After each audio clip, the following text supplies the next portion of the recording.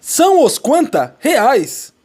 Um diálogo galileano com Filippo Salviati, Gianfrancesco Sagredo e Simplício. Tradução de David Viana. Texto original de Jauch.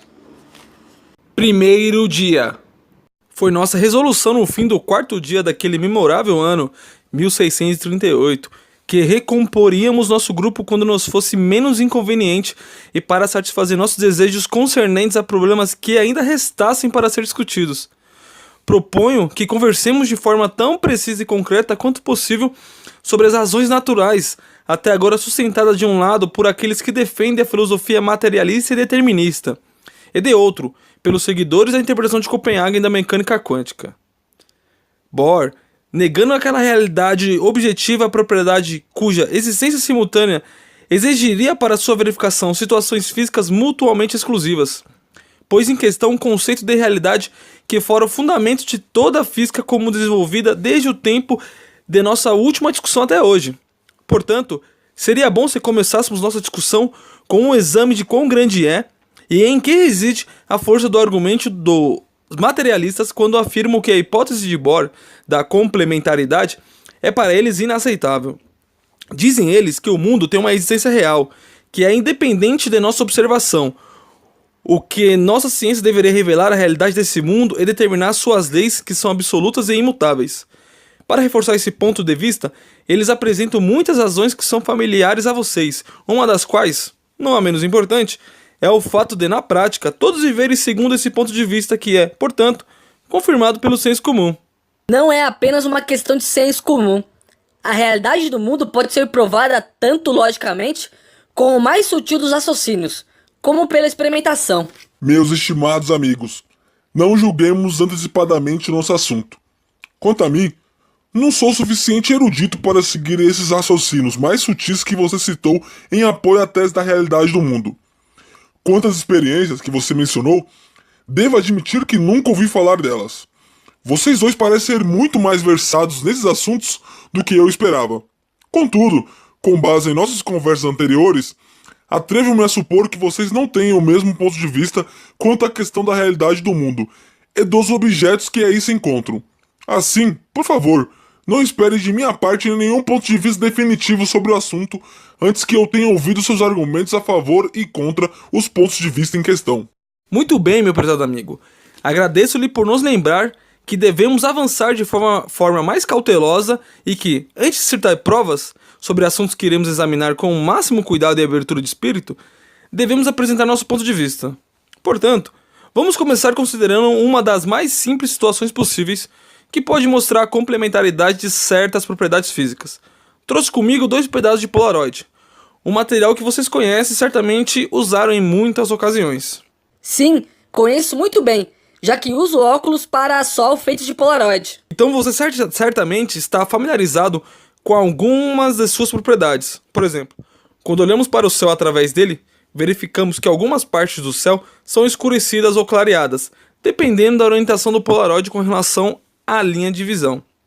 Todos nós vimos essas coisas em nossa época de estudante, e todo mundo sabe que o responsável por isto é o caráter transverso da propagação ondulatória, como explicado por Fresnel em sua célebre memória de 1822. Creio que o notável fenômeno a que Salviati se refere na realidade mostra mais do que isso.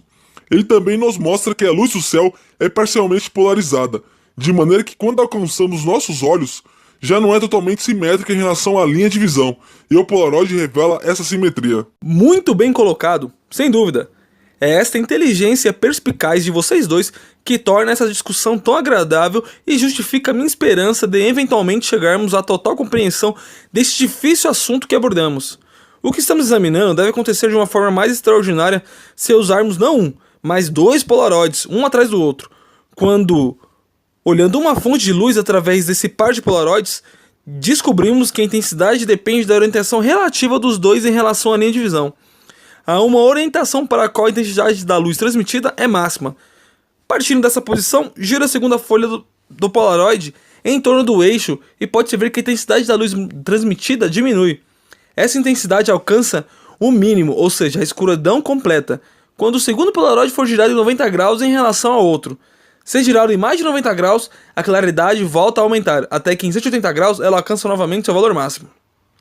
Como podemos compreender esse notável comportamento da luz ao atravessar essas folhas do Polaroid? Essas coisas atualmente estão bem compreendidas, desde que Fresnel nos ensinou que a luz é uma vibração transversal e Maxwell mostrou depois que a vibração é a de um campo eletromagnético que se propaga no espaço com a velocidade da luz. Será que eu ouvi você dizer que a luz é um movimento ondulatório que se propaga no espaço, mais ou menos como ondas propagando-se sobre uma superfície d'água e ondas sonoras na atmosfera? Exatamente. A única diferença é que as ondas eletromagnéticas propagam-se em espaços vazios, e que são ondas transversais, como é mostrado pela experiência Salviati com o Polaroid. Noto com espanto que você se afastou completamente dos ensinamentos de Aristóteles, que você já defendeu com tanto vigor.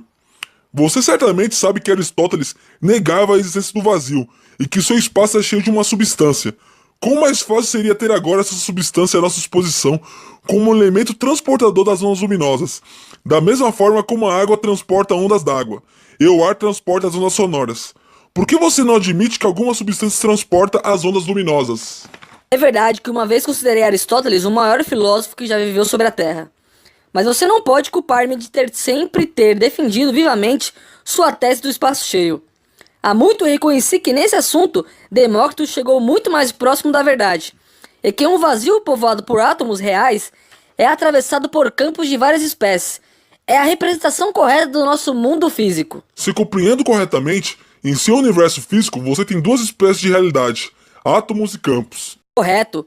E essas realidades estão ambas sujeitas a uma lei dinâmica de evolução que hoje é parcialmente conhecida por nós, e que eventualmente descobriremos de forma completa, o que nos propiciará então uma total compreensão das estruturas físicas básicas. Mas espere, você ainda não nos explicou por que você nega a existência de uma substância que transporta as ondas luminosas. Como você bem sabe, não sou físico, mas alguns físicos amigos meus me disseram que a hipótese de uma substância que transporta ondas luminosas não é somente desnecessária, como conduz a dificuldades quando se estuda a propagação da luz com a relação a observadores diferentes que se movem um em relação ao outro. Não nos desviemos de nosso objetivo, pois temos ainda um longo trajeto a fazer e a estrada é difícil.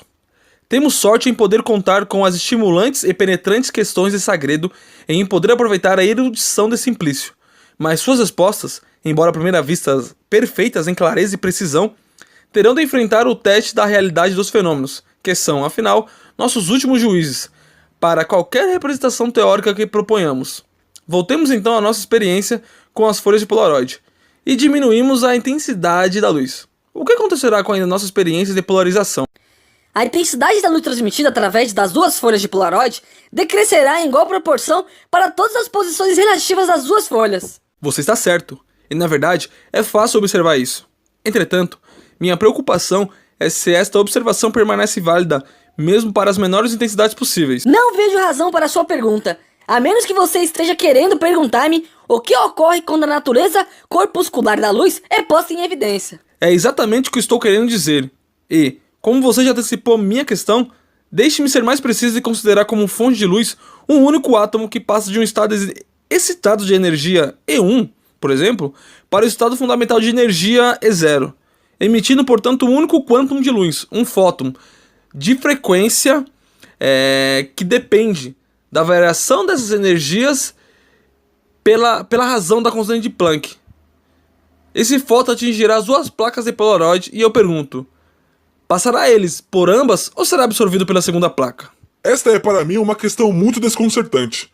Embora não esteja sempre seguro se nosso amigo Simplício está certo em suas respostas, a história da ciência desde nossa última discussão em 1630 tem mostrado que ele estava em muitos pontos monumentalmente errado. Ainda assim, não posso negar que gostei de sua explicação como as ondas eletromagnéticas transversais polarizadas. O que me confunde é que talvez não possa encontrar nessa descrição uma resposta para a questão que você nos apresentou, Salviati.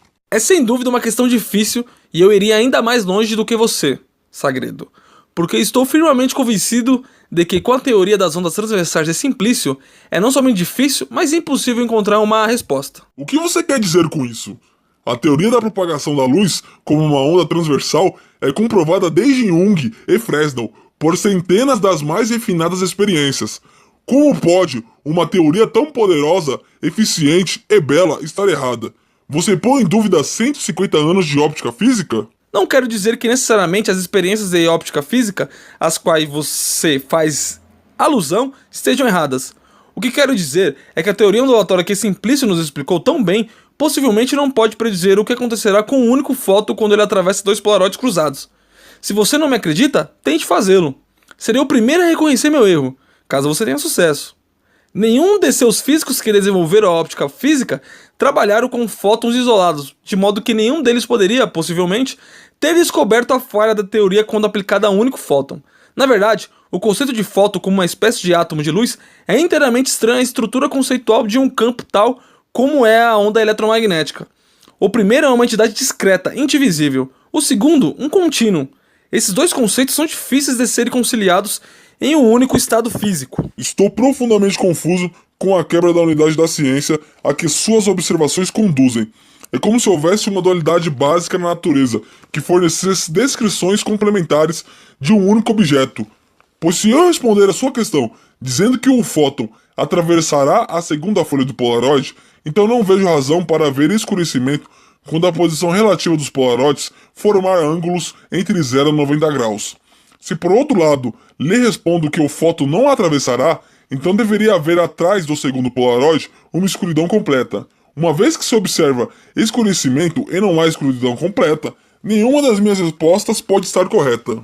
E na verdade, nenhuma delas é correta. Ou antes, ambas estão corretas e ambas estão erradas. Certamente que com essa última afirmativa você não está falando sério. Estou, e posso provar o que disse. Cuidado, Salviati.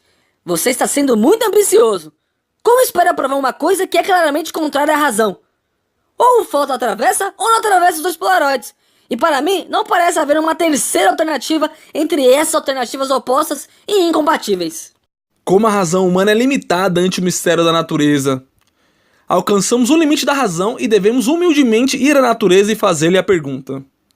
Ela responderá e sua resposta será mais verdadeira do que qualquer espécie de respostas que você, eu ou qualquer um de nós possa conceber.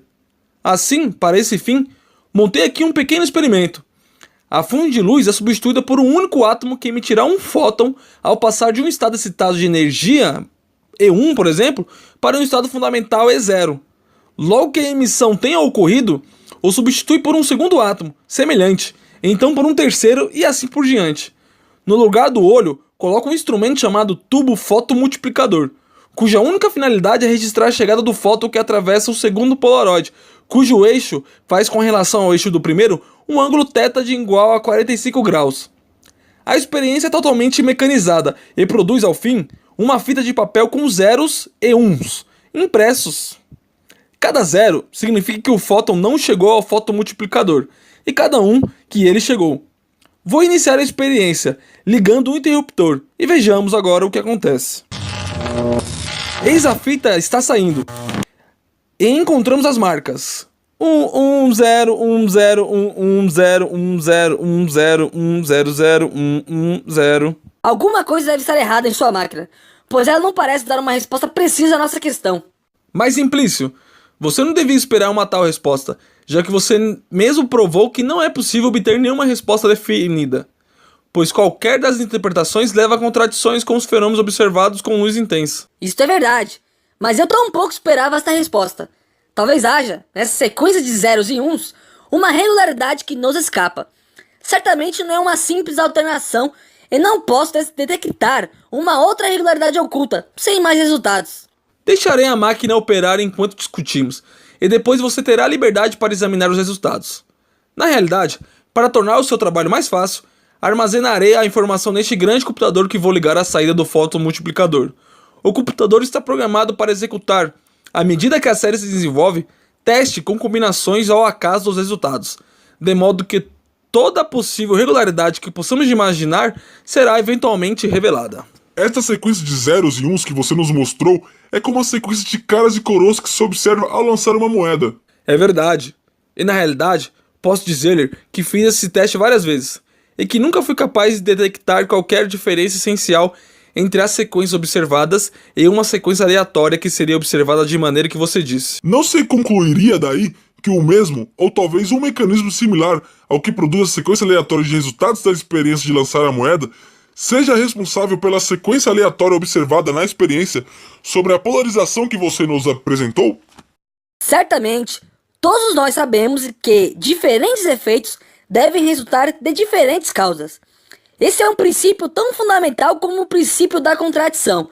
No caso de lançar a moeda, produzimos uma sequência aleatória de resultados graças às inevitáveis pequenas variações das condições iniciais e às pequenas variações das condições físicas durante o tempo de lançamento. Se fôssemos capazes de controlar essas condições com suficiente precisão, então a sequência aleatória cederia lugar a uma sequência perfeitamente regular de somente caras ou somente coroas. Estamos certos disso porque sabemos que as equações de movimento são deterministas e que elas são consistentes com essa afirmação. Além do mais, conheci um sujeito que tinha uma mão tão precisa e uma tal habilidade que ele podia lançar uma moeda de modo a obter quase todas as vezes ou cara ou coroa, dependendo do que desejasse. Eu mesmo tentei fazer isso e com um pouco de prática consegui obter um dos resultados desejados com 80% de probabilidade, o bastante para ter um generoso lucro em apostas. Assim, não duvido que cada foto emitida da fonte é, na realidade, ligeiramente diferente de qualquer outro. Uma diferença que eventualmente revelar-se-á pela sua passagem ou absorção pela segunda folha de Polaroid. Com relação à sequência aleatória de resultados que observamos no experimento com um fóton, não há, portanto, nada de misterioso. Ela simplesmente revela que uma variável oculta é necessária para a descrição completa do estado físico do fóton, e que essa variável oculta toma diferentes valores para cada um dos fótons que observamos. Quando você diz oculta, você quer dizer que essa variável não é acessível a uma posterior determinação ou medida? Você está tentando armar-me uma cilada. Conheço muito bem as dificuldades advindas de se dar uma ou outra das respostas a essa questão. Digo oculta, simplesmente porque, como na experiência de lançar a moeda, seria extremamente difícil fixar as condições da fonte de luz com tal precisão que o resultado de qualquer medida futura pudesse ser completamente determinado a partir dessas condições. Mas você certamente não negaria que as condições físicas dos átomos emissores de fóton não podem ser totalmente idênticas, e daí que há lugar para uma variedade de condições iniciais, as quais podem estar correlacionadas aos resultados da experiência, não é? Temo, Simplício, que você esteja descuidando de um ponto importante em sua analogia entre a experiência do fóton e a experiência da moeda. Qual? Na experiência do fóton, usamos duas folhas polarizadoras. Somente a segunda é que corresponde, na experiência da moeda, à parte em que se revela se a moeda mostra cara ou coroa. Isso não é um problema sério, uma vez que podemos incluir o primeiro Polaroid naquela parte da experiência que prepara o estado. E então a analogia com a experiência da moeda é restabelecida. Muito bem, mas agora, diga-me, você atribui a distribuição de resultados obtidos no segundo Polaroid à fonte ou ao primeiro Polaroid? Eu diria a fonte, uma vez que o primeiro Polaroid é um sistema simples e permanece sempre o mesmo, enquanto a fonte muda de um fóton para o outro. Essa parece uma resposta sensata. Vamos ver se ela pode ser mantida. Ao fim de testá-la, tem aqui um terceiro Polaroid, que coloca atrás dos outros dois, e ajusta seu eixo de polarização de modo que ele faça um ângulo de 45 graus com o eixo do segundo e de 90 graus com o eixo do primeiro. Vejamos o que observamos. Aqui está, novamente. Encontramos uma sequência de zeros e uns. Mas a sequência é um pouco diferente. Ela tem 0, 1, depois 0, 0, 0, 1, 0, 0, 0, 0, 1, 0, 0, 0, 1, 0, 1, 0, 0, 0. Sem dúvida, você nota que nessa sequência temos muito menos uns do que zero. Na realidade, é somente uns 8 uns e uns 24 zeros. Sim, noto. É como se no jogo de atirar moeda para o ar, o resultado vitorioso fosse de obter 2 vezes seguidas cara, por exemplo. Penso que daria a mesma distribuição. Isso é perfeitamente verdadeiro. Mas não esqueçamos que a finalidade da experiência era testar se as variáveis ocultas estariam associadas à fonte de luz ou se consideraríamos as folhas polarizadoras como responsáveis por seus valores. Como podemos testar isto com esse experimento? Muito fácil. Com uma pequena variação da experiência precedente, que casualmente foi mantida em funcionamento e já produziu uma sequência de centenas de dígitos enquanto estivemos conversando. Você pode ver que os zooms continuam a aparecer, mas somente cerca de 1/4 das vezes. Agora, não alteremos em nada a fonte e removamos o polaroid intermediário dos 3 que estamos usando. Ficamos então com apenas 2 folhas polarizadoras, cujos eixos de polarização formam entre si um ângulo de 90 graus. Eis o resultado da experiência. 0, 0, 0, 0, tudo zero. É uma sequência perfeita de zeros. O arranjo experimental é completamente opaco, ao contrário dos precedentes. Lembramos que removi apenas a placa intermediária. Não toquei na fonte, nas outras folhas ou no detector. Simplício, você não concorda que a placa intermediária tem uma influência decisiva sobre as suas variáveis ocultas, pelas quais você considerou somente a fonte como responsável? Devo confessar que nunca fiz uma observação semelhante, mas conquanto ela mostra um efeito da folha intermediária sobre as variáveis ocultas, não evidencia de forma conclusiva que a fonte nada tem a ver com os valores desses parâmetros. Correto. Nem ela refuta que a fase da Lua, a constelação na qual está o Sol, ou o estado de minha consciência tenham a ver com os valores desses parâmetros. Ela deixa a porta aberta para todas as espécies de teorias concernentes à origem de suas variáveis ocultas. Mas vejo que nosso amigo Sagredo está ansioso para dizer alguma coisa. Assim, permitamo-lhe uma chance de comentar as conclusões a que chegamos. Sim, meu caro Salviati. Sua bela demonstração de que as folhas polarizadoras devem ser responsáveis por, ao menos, alguns dos valores dos parâmetros ocultos lembra-me alguma coisa fora do domínio da ciência, mas ainda relacionada por analogia à nossa situação. Aqueles de nós que têm a grande sorte de viver em uma nação baseada em leis estão habituados à ideia de que um indivíduo acusado de um crime é suposto inocente até que seja provado sua culpa. Ouviu dizer que em algumas nações é justamente o contrário que ocorre. O indivíduo é suposto culpado a menos que possa provar sua inocência, de modo satisfatório para a promotoria. De certo modo, a segunda versão é mais fácil para a promotoria, como a teoria de variáveis ocultas de Simplício é mais fácil para o físico. Mas quem quer que conheça o outro sistema concordaria que ele dá uma melhor chance de obter o veredito correto. Simplício parece ter escolhido, para a ocorrência da sequência aleatória na experiência do Fóton de Salviati, uma solução que corresponde ao segundo sistema. Ele parece agir como um promotor em dificuldades, já que a sequência aleatória lhe parece tão inaceitável como um crime, sendo necessário encontrar um culpado para responder por ela. Ele escolheu o mais óbvio, a fonte de luz, mas sua experiência com 3 folhas polarizadoras mostrou que o crime assemelha-se mais a uma conspiração. No mínimo, temos sólidas evidências de que a folha intermediária é certamente responsável por alguma coisa do crime. E como as outras folhas são idênticas à intermediária quanto à estrutura física, há boa razão em suspeitar-se dessas outras folhas também. Mas uma vez que temos tantos culpados no banco de réus, a situação torna-se desconcertante. Talvez tenhamos descoberto apenas uma pequena parte de uma profunda conspiração que visa aborrecer-nos, consequências aleatórias em alguns pontos cruciais de nossa busca de compreender. Eu não acho que sua analogia seja justa ou mesmo apropriada para o meu sentimento com relação às sequências aleatórias.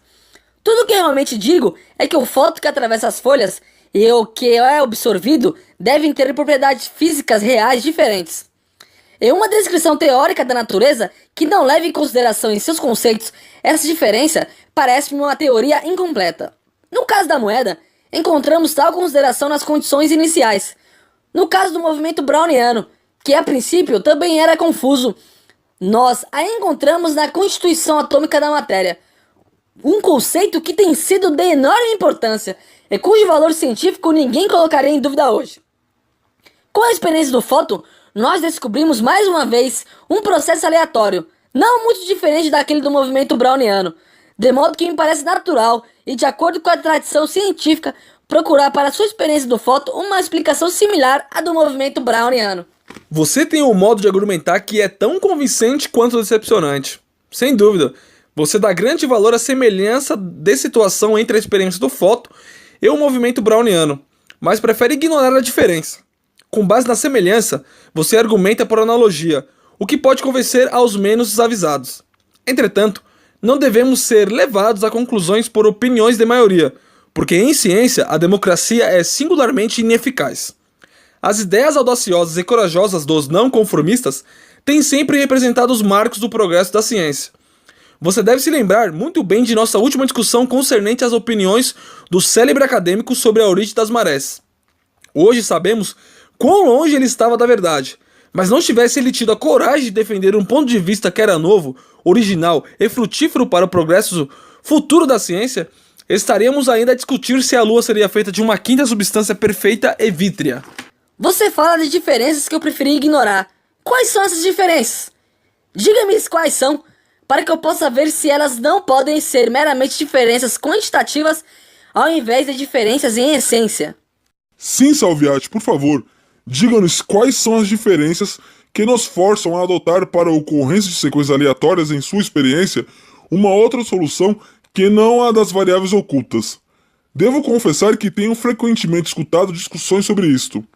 Parece-me ser esse o ponto crucial da estrutura fenomenológica e lógica da microfísica. Bohr chamou a esta outra solução princípio de complementaridade. E possivelmente ela é uma das maiores descobertas da história científica da humanidade, com ramificações em muitos outros níveis da ciência. Mas receio que esteja falando muito. Cedo a palavra a Salviati, que é muito mais versado nesses assuntos. Será um prazer escutá-lo explicando mais uma vez esse princípio com sua lucidez habitual e profunda compreensão, qualidades que nele já nos habituamos a apreciar.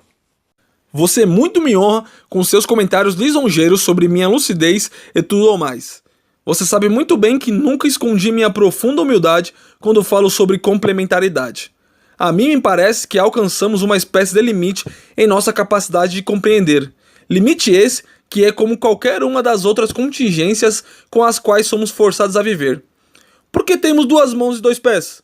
Por que nossos olhos veem apenas uma pequena fração do espectro?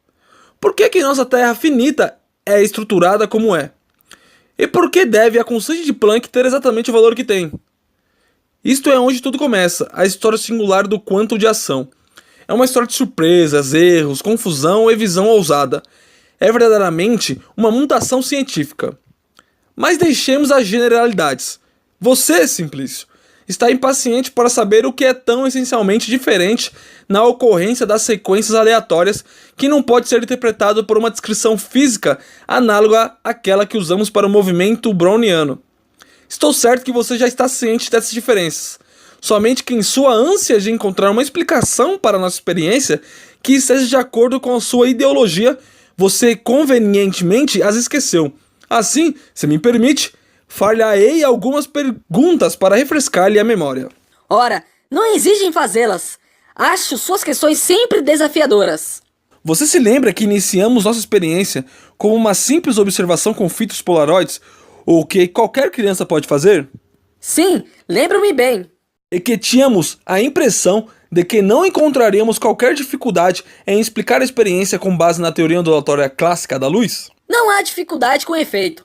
De fato, a teoria clássica dá a variação correta da intensidade como uma função do ângulo θ entre as direções de polarização das 2 folhas. Então a intensidade total é igual à intensidade inicial pelo cosseno ao quadrado desse ângulo. Você diria, então, que a dificuldade aparece somente quando começamos a fazer experiências com fótons individuais? Seguramente que é quando surge a dificuldade. Então, a existência de fótons é a fonte de nossos problemas. Realmente, parece-me que é assim. Diga-me, Simplício, não chamaria você os fótons de átomos de luz? Se por átomo você quer dizer o indivisível no sentido em que os gregos o empregavam, então essa denominação parece-me apropriada. Um pouco atrás, você mencionou o movimento browniano como uma coisa análoga à ocorrência de eventos ao acaso em sistemas físicos de pequenas dimensões. Como o movimento browniano integrou-se ao resto da física? Chamamos movimento browniano a flutuação aleatória na posição e velocidade dos objetos físicos muito pequenos que são sujeitos a impulsos irregulares de átomos e moléculas.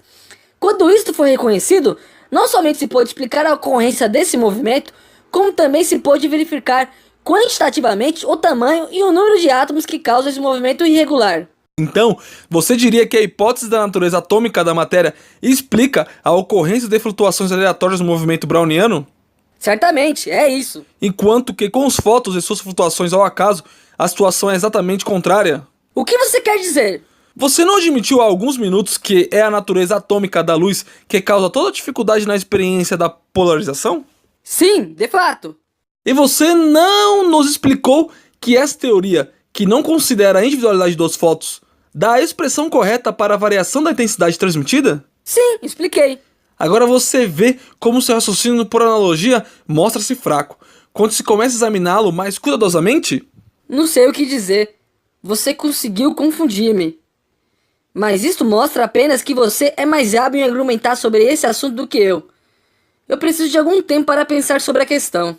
Por favor, o tempo que quiser. Realmente não desejo confundi-lo em certo sentido.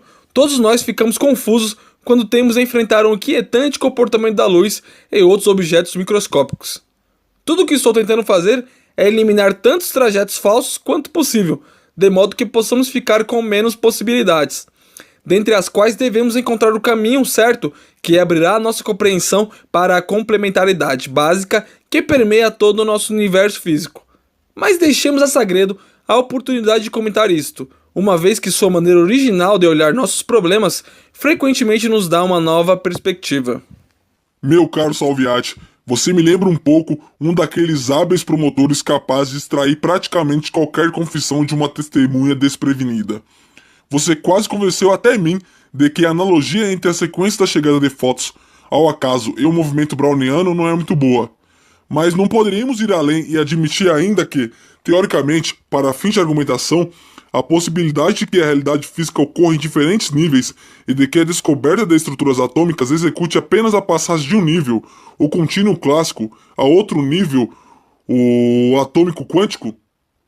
Agora, no nível atômico, observemos sequências aleatórias inexplicadas que parecem não estar relacionadas a nada que podemos observar nesse nível.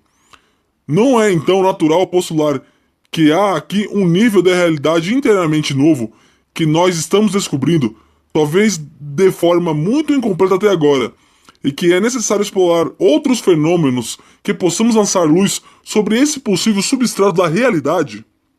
Sei que lhe pareço muito vago, e que talvez tudo isto não faça qualquer sentido. Peço-lhe sua indulgência, pois não estou habituado quanto você ao rigor das deduções científicas. Eu sou mais inclinado à imaginação e ao sonho. Mas a preocupação de Simplício persegue-me, devo confessar. Senti-me-ia melhor se pudesse ver alguma descrição física coerente que nos desse uma interpretação causal da sequência aleatória de fótons. É difícil discordar de tão eloquente alegação, e há muito senso comum no que você disse. Estou muito agradecido por sua contribuição, e vejo que nosso amigo Simplício também se restabeleceu da depressão em que pareceu cair há um minuto atrás. Sagredo expressou exatamente o que eu queria dizer desde o início. Só que eu fiz de forma tão confusa que você, Salviati, refutou-me facilmente.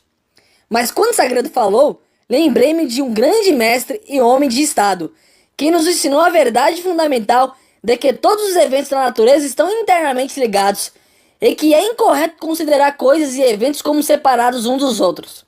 Em outras palavras, não existem fenômenos isolados, mas todo fenômeno percebido individualmente pertence a um todo no qual está integrado. Então, se olharmos apenas superficialmente, podemos pensar que os fótons comportam-se como indivíduos caprichosos. Mas se pudéssemos penetrar mais profundamente nessa estrutura interna do mundo, descobriríamos sua integração em uma estrutura mais ampla que até agora nos escapa. Seu comportamento apareceria então para nós como o efeito das propriedades físicas dessa estrutura mais ampla. Se fôssemos capazes de ver essa ligação, perceberíamos também que essa ligação é somente uma pequena parte da rede de relações entre todas as partes do universo material. Assim, isto enriqueceria infinitamente a nossa compreensão de todos os fenômenos observados e ainda não observados. Diga-me, Simplício, você acredita em astrologia? Certamente que não. A astrologia é uma superstição que é usada pelos imperialistas inescrupulosos para manipular e controlar a opinião pública e explorar os indivíduos. É indigno de um cientista ocupar-se com tal embuste. Mas, espere, por que você me fez essa pergunta? Porque quando você falou, lembrei-me de uma passagem que li uma vez no Timaios de Platão. Não tenho certeza de recordá-lo corretamente, mas o argumento parece ser essencialmente o mesmo que o seu. Porque Platão considera o universo um corpo único, vivo, em que cada parte é apenas uma parte do todo. As almas dos homens são estrelas, que são recebidas por cada homem ao nascer, e que retornam a seus lugares quando o homem morre.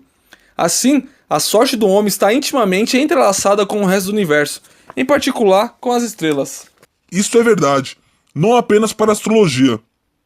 Eu ouvi dizer que mesmo antes que os caldeus propusessem a dependência do homem com relação às estrelas, havia muitos métodos de adivinhação usados para estabelecer ligações entre eventos aparentemente não relacionados. Por exemplo, descobriu-se que quando se derramava óleo sobre a água, ele tomava a espalhar-se várias formas que revelam o aspecto de coisas que viriam a acontecer.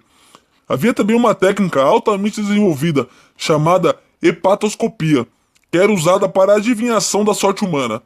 Consistia em registrar e interpretar a ocorrência, aparentemente ao acaso, de estruturas, formas e linhas sobre a superfície de fígados de animais. Ainda outra forma de adivinhação é a baseada no Ching chinês, o livro das mutações. Um livro que hoje tem muitos seguidores. Aqui são os arranjos ao acaso de uma linha quebrada e uma inteira representando os dois princípios opostos, o Yin e o Yang, que estão ligados ao destino dos homens. Essas coisas estão longe de serem compreendidas e rejeitá-las como completamente sem sentido é um tanto contrário ao espírito científico.